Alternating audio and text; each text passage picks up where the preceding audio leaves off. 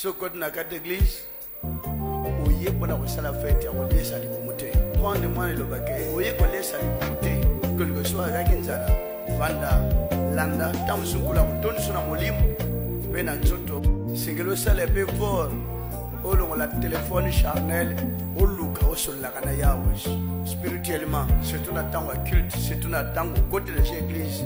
Terminer le téléphone, il faut attendre. Donc il faut côté à l'ingombo. Il y a déjà, vous avez la présence de la data. On s'embellit sur le temps au côté terminé. Kobimati temps au culte aussi. On a automatiquement ça Yahweh honneur. Mais ce culte en plein culte, on va bimi. Ça Yahweh honneur. Il se peut que tant au ce côté déjà. Vous le bombier déjà, ça va concentrer l'église. Pour vous en l'autre temps au culte aussi. Voilà, voir encore la Kosenga Binamwan. Ce qui bolingi était Yahweh, attend Sabina Namouya. Amen.